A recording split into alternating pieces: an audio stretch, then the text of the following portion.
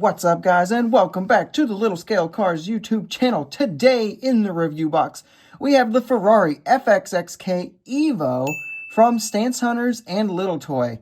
This casting was originally done by StanceHunters, as far as I know, but then LittleToy kind of came in to collaborate there towards the end of it. Not sure why. Possibly because this is not the most licensed of castings, and maybe they wanted to avoid any legal trouble. I don't really know exactly what the story is, but let's take a closer look at this one and see if it is worth adding to your collection. So as always, let's get things started by looking at our casting here. And proportionally speaking, I am happy to say that we are pretty good. No real complaints out of me. We'll go ahead and pop the real life car up in the top right corner so you can get a little bit of a comparison. And with that, let's go ahead and start breaking the casting down here. So what is our metal parts and what is our plastic parts? So we are going to have this plastic wing back here and this plastic shark fin, plastic rear view mirrors, obviously. Coming up front, this entire splitter section here is going to be plastic, as well as these dive planes on the side.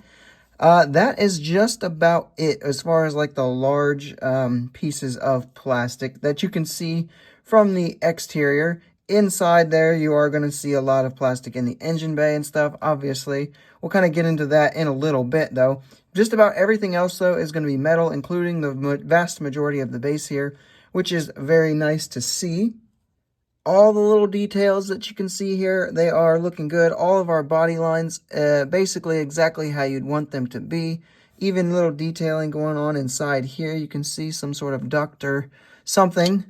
The seam line where the engine cover comes off is not too bad. It's a little bit large, but it also, like, look at it from top-down view, not distracting or anything. And then inside, you can see we do have a lot of detailing there. We'll kind of take a closer look at that in just a minute here. But casting-wise, not too shabby. For our paint and deco, the one that I've got here, this is the number 54, which is the red variant that they have released so far. Obviously, with a Ferrari, the red one is going to be the most popular. And with that, this one is actually pretty tough to get a hold of nowadays, at least near the MSRP.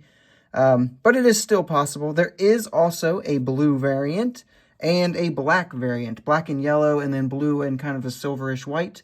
There is also, coming soon, a white and black variant. So if any of those other variants interest you, they should all be easily available. The white one's still on their way.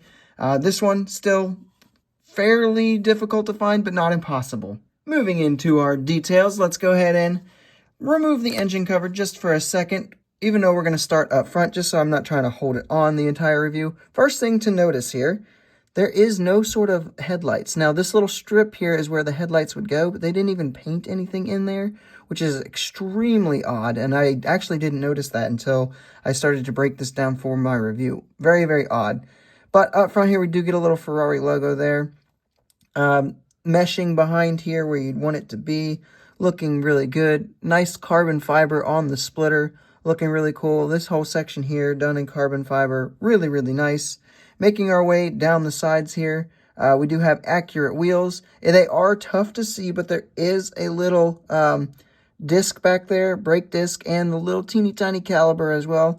Very hard to see, but they are there. When we take a look at our interior, there's nothing too fancy. It's kind of hard to see. Nothing crazy in the detailing there. The mirrors do get little stickers. It's kind of hard to tell here, but there are little reflective stickers there to give it an actual mirror look.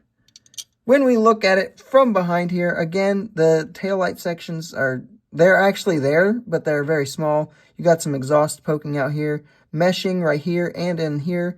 Overall, pretty good from the back side. Big old diffuser is a part of that base. Now, we do have carbon fiber on that rear wing. Then we also have like where the gas goes in here. When we pull this off, that's where we can really see the detailing of that engine bay. Looking really cool. You got the Ferrari logos right there. You got hoses coming down through this, all carbon fiber on the wheel wells. Just overall packed with details, looking really, really nice. Another thing I forgot to actually mention in the paint and deco section, they actually have somebody's name on this. I'm assuming that whoever owns the 54 car in real life, that's actually their name. So definitely a cool little touch there. Moving into our roll test. And yeah, That's a bit of a bummer. So the wheels can turn if you really force them. Like, I'm giving this some good pressure to make that happen.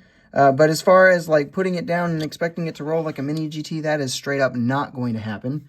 Put this one on the scale and it comes out to be 51.59 grams. So it has some very serious weight to it, partially because of that metal base and mostly metal body. Very, very nice to see. Pros and cons, getting started with the pros. This is the first 1/64th FXX-K Evo. There was a Barago or a Maesto race and play variant, but I think that was closer to like 1/55th scale, not true 1/64th. So this is the first true 1/64th variant of it. The other big pro is going to be the engine details. So I mentioned that there are some lacking detail spots like the headlights, but I mean, I can kind of overlook those with how small they are when the engine details are that nice. Very, very cool, and that's coming from someone who's not usually a big fan of opening parts and stuff like that. For the cons, though, the first one is being that it really doesn't roll. Definitely a disappointment there. Some people, that's not going to bother at all. And honestly, I don't know why it bothers me, because I just put this in a display case and it never rolls around anyway. And actually, the fact that it doesn't roll makes it stay in that display case even easier. But nevertheless, it is always disappointing to me when it doesn't roll. The other big con, which is probably a deal breaker for a lot of you guys, is that this is non-officially licensed. Does not have Ferrari's official okay on it. So if that is a deal breaker for you, I am sorry to say this is not officially licensed. For some quick size comparisons, here we have it with some Hot Wheels Ferraris that you might have, with the Hot Wheels Ferrari Enzo and the Hot Wheels Ferrari FXX.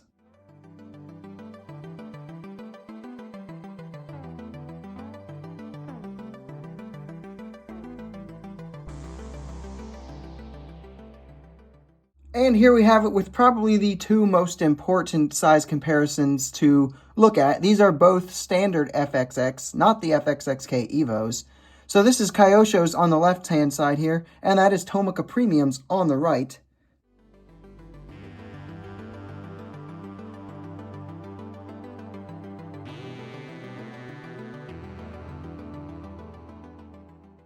So with all of that out of the way, it is time to find an overall score. Hype level for this. Again, this is the first true 1/64th scale FXX-K Evo in diecast. There's been resin ones, but I don't like resin. Anywho, though, so it's a 9.75 on the hype level meter. Execution, I'm going to give it a 9.8 out of 10. The fact that it doesn't roll and the headlights are where I kind of docked. Not huge dockings because they don't bother me that much, but definitely making note of them. Feedback is also going to be a 9.8. I have not really seen anyone complain too much, other than the fact that it's non-licensed and they don't want to buy something that's non-licensed. Totally get it, but that doesn't really play into my factoring of the feedback too much. So when we take these three scores and average them out, we are going to end up with a 9.78 out of 10 as our overall score. And I think that is a great overall score, honestly, because this thing came out great. The level of detail is really incredible to see, especially in that engine bay. But for a $27 model, you really kind of expect it to be up there. I mean, it is detailing on par with what I expect it to be for that price point. But when that price point is also on an unlicensed model, it's kind of like, what am I paying for? But it's not the end of the world, I don't think. I do think that if it rolled better, I would really, really be absolutely in love with it. And that would basically make it perfect in my mind. But even still, it's very, very nice. Absolutely worth picking up as long as the licensing issue does not bother you. But getting back to that licensing issue, the Ferrari license structure has changed quite a bit. So now basically anyone who wants the Ferrari license has the opportunity to acquire it as long as they, do it the right ways. With that in mind, there is a new world of possibilities for new brands that could make this car. And definitely keep your eyes out if having an officially licensed one is that important to you, because it very much could be happening down the road. And with that, guys, that is all I have for this review. I hope you have enjoyed it. If you did, make sure you leave a like, subscribe if you are new and have not done that already, and make sure to leave a comment down below telling me what your thoughts are on this particular model, and I will see you in the next video.